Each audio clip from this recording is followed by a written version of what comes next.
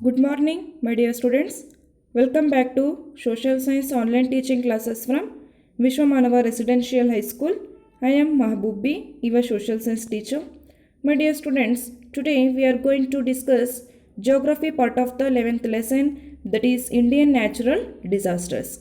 Indian natural disasters. In this lesson, we are going to learn meaning of natural disasters, causes, effects, and distributions of natural disasters like cyclones, floods, landslides, coastal erosion, and earthquakes. These points we are going to learn in the lesson Indian natural disasters. Now, my dear students, today we are going to learn meaning of natural disasters, causes, effects, and distributions of cyclones, floods, and landslides. These points today we are going to discuss in this class. Okay, my dear students, let's start. Meaning of natural disasters. My dear students, disasters means it is a damage, natural damage.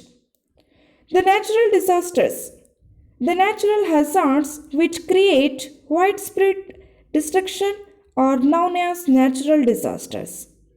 The natural hazards, the natural danger which create affecting a large number of people is called as natural disasters. It is a natural event such as flood, earthquake, etc. It is a loss of life is called as natural disasters. Understand? Then disasters or damage can be a natural or a man-made. Observe the picture. Disasters can be natural or a man-made. Then natural disasters can be geological hazards. One is earthquakes. See, observe the picture. The natural disasters can be geological hazards, earthquakes. Second one is volcano. Third one is tsunami. Fourth one is landslides. And fifth one is avalanches. These are the natural disasters. Then the weather associated natural disasters. One is cyclone. Second one is drought. Third one is floods. Fourth one is epidemics. These are the weather associated natural disasters in our country. Cyclone, drought, floods, and epidemics. Then the most natural disasters are infrequent and unpredictable. My dear students, the most natural disasters we can see it is infrequent, not happening, and unpredictable. It cannot be predicted. Then it goes to a better knowledge about to reduce the extent of damage. My dear students, all of you know that our country, India, is a vast country. India is a large country and has been facing various natural disasters like, for example, cyclones. Second one is floods. Third one is landslides. Fourth one is earthquake. Then fifth one is coastal erosion. These are the natural disasters facing our country. My dear students, let us discuss one by one. First one is cyclones. What is cyclone? Cyclone means in a cyclone, the wind blows spirally inwards towards the center of low pressure. In a cyclone, the wind blows spirally inwards towards the center of low pressure. It gives to the low pressure. This disaster is associated with the atmosphere. My dear students, cyclone it is a large scale air mass that root around a strong center of low atmospheric pressure. It is a wind blows spirally inwards towards the center of low pressure. Understand? Then What are the causes of cyclones? My dear students, the most ideal conditions for the origin and development of tropical cyclones. One is high temperature. Second one is climb air. Third one is highly started area. Highly started air. These are the causes of tropical cyclones. In the most ideal conditions for the origin and the development of the tropical cyclones, one is it gives to high temperature. Then climb air. Then highly started air, complete air. These are the causes of tropical cyclones. My dear students, cyclones are broadly classified into two types. One is tropical cyclones, second one is temperate cyclones. Cyclones are broadly classified into two types. One is tropical cyclones, second one is temperate cyclones. In the tropical cyclones, we can see the most ideal conditions for the origin and the development of the tropical cyclones. One is high temperature, second one is climb air, and third one is highly saturated air. Then the tropical cyclones are common in our country. Understand? What are the origin and development of the tropical cyclones? My dear students, the origin and the development of the tropical cyclones, these conditions resulted in the development of low pressure center. The tropical cyclone resulted in the development of the low pressure center. Then it relative high pressure provide around the low pressure. So the winds blow squarely inwards the center of low pressure causing cyclones. Such conditions are found in the tropical zone, especially over the seas. My dear students, the tropical cyclones conditions result in the development of low pressure center. Then it provides relative high pressure provides around the low pressure. So it provides the low pressure, the winds blow squarely inwards the center of low pressure, that causing the cyclones. Understand? And let's move on. Effects of cyclones. The tropical cyclones are very destructive to cause it loss of life and property.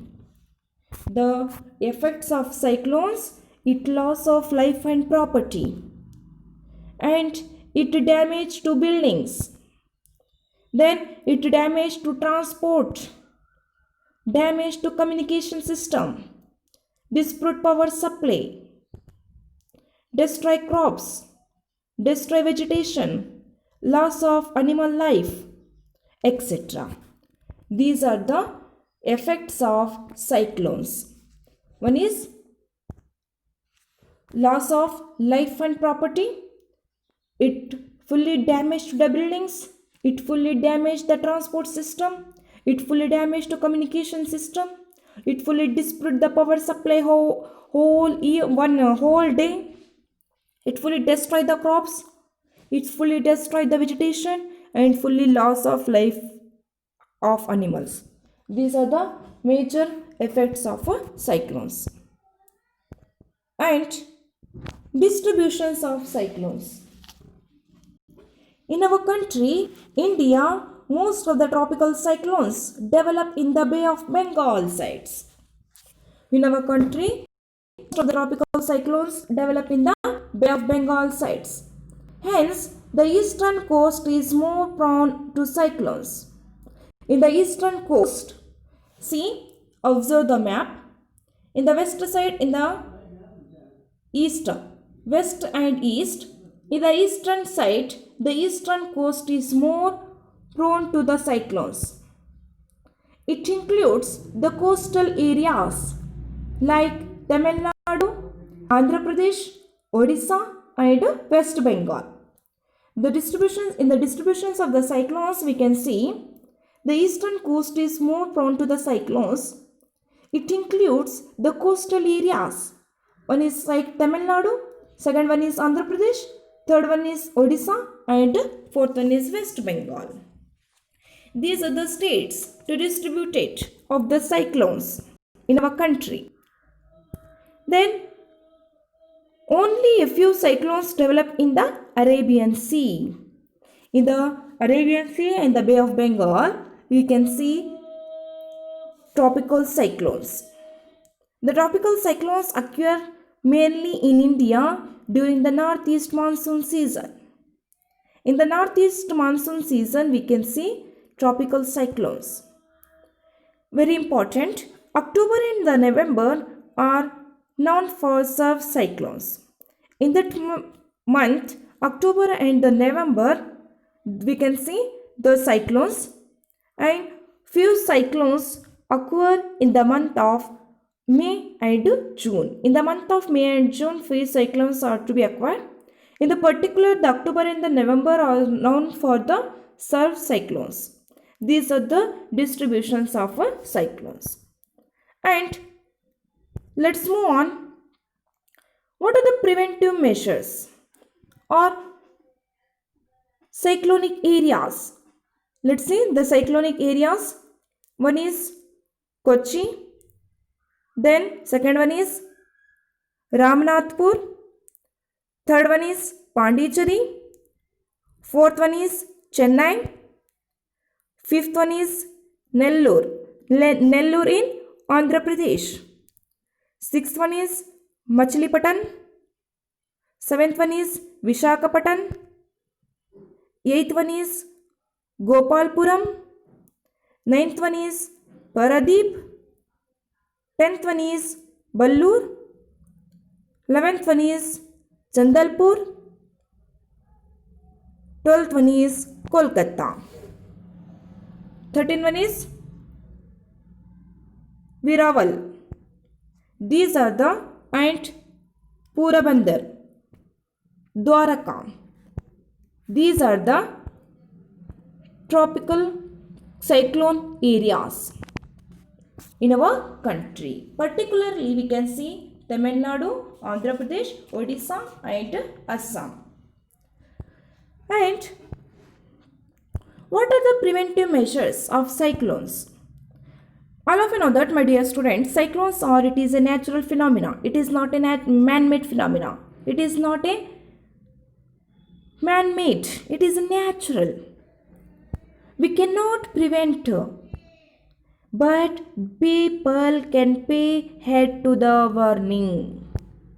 One is, they should keep in touch with radio, television, and other communicative lines. What are the preventive measures of the cyclones? They should keep in the touch with the radio, television, and other communicative lines. Understand? Then, second one is, they provide temporary shelters. Temporary shelters should be provided during the cyclones. Provided the temporary shelters. Then, cyclone-proof structure can be constructed. Then, mangrove forest and other deep-rooted trees can be grown along the coastal lines to check the impact of cyclone winds. These are the preventive measures of cyclones. One is, they should keep in touch with radio, television, and other communicative lines. Then the temporary shelters should be provided during the cyclone times. The cyclone times proof structure can be constructed. Then mangrove forest and other deep-rooted trees can be grown along with the coastal lines to check the impact of the cyclone winds. These are the preventive measures of the cyclones. Understand? And let's move on. Another important concept in this lesson, that is floods. All of you know that floods. Flood means it is the inundation of land by the river water. it is a thing of land by the river water is called as floods. It is recurring disasters in India. One part of the country or other has to face floods almost every year. All of you know that, my dear students. Floods, it is the inundation of the land by the river water. One part of the country or other has to face floods almost throughout the year. Understand? And what are the causes of floods? In the causes of floods, we can see one is natural factors or causes, second one is man-made factors. In the natural factors and the man-made factors, what are the major natural factors of the floods and what are the major man-made factors of the floods? Understand? My dear students, in the causes of the floods, we can see the two most important causes of the floods. One is natural factors, second one is man-made factors. In the natural factors, we can see heavy rainfall. The natural factors of the floods, it gives to heavy rainfall. Then it gives to melting of the snow. The third one is tropical cyclones. Fourth one is cloud burst. Then fifth one is blockage of the free flow of the river water. These are the and silting river beds. These are the factors of natural causes of floods of the natural factors. One is heavy rainfall, melting of snow, tropical cyclones, cloud burst, blockage of the river flow of the river water, and last silting river beds. These are the natural factors of floods. And what are the man-made factors of floods? Man-made factors. One is deforestation. Deforestation is the man-made factor. Second one is faulty irrigation and agriculture practices. Faulty irrigation and agriculture practices, that is the man-made factors. Then third one is breaching of the bridges. Then fourth one is rapid urbanization. These are the man-made factors of the floods. Understand? Deforestation, faulty irrigation and agriculture practices, breaching of bridges, and rapid urbanizations. These are the man-made factors of floods. In the causes of floods, we can see floods are caused by both natural and man-made factors. The natural factors: heavy rainfall, melting of snow, tropical cyclones, cloud burst, blockage of free flow of river water, and silting river beds. Then man-made causes like deforestation, faulty irrigation, agriculture practices, breaching of bridges, and rapid urbanizations. These are the causes of floods. And let's move on. Effects of floods. What are the major effects of floods? One is it is loss of life and property. It is the loss of life and property. Then it has damage to crops, vegetation. Then breakdown of communication and power system. Dislocation of transport system. Soil erosion. Dispute of essential services. These are the effects of floods. One is it gives to loss of life. It gives to loss of property. It has fully damage to crops, vegetation, etc. It has breakdown of communication and power supply. It has dislocation of transport system. Then soil erosion, dispersion of essential services. These are the major effects of floods. And let's move on. The floods prone areas. What are the prone areas of the floods, my dear students? The Ganga and the Brahmaputra river basin, they cover a part of Punjab, Haryana, Uttar Pradesh, Bihar, West Bengal, and Assam. The Ganga and the Brahmaputra basin, they cover a part of Punjab, Haryana, Uttar Pradesh, Bihar, West Bengal and Assam.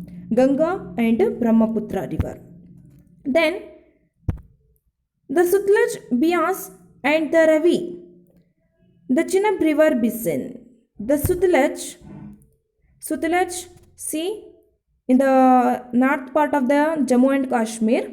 Sutlej, the river Bias, the river Ravi and the Chenab rivers basin, they include Jammu and Kashmir and Himachal Pradesh.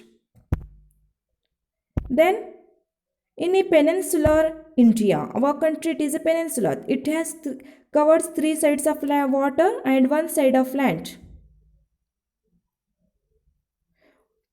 That is a peninsula. 3 sides of water and 1 side of land. The deltic areas of river basin, the deltic region, one is Mahanadi, Godavari, Krishna and Kaveri. They include Odisha, Madhya Pradesh, Chhattisgarh and Andhra Pradesh, Tamil Nadu and Andhra Pradesh. Then the lower part of Narmada and the Tapi river basin, example in Gujarat. See, the first layer it is Narmada and the second layer it is the Tapi river. Both the Narmada and the Tapi river inside in the Gujarat. In peninsular India, floods are occasional. They are due to sudden heavy rainfall. These are the floods prone areas in our country. Understand? And let's move on. What are the floods control measures? First one is afforestation.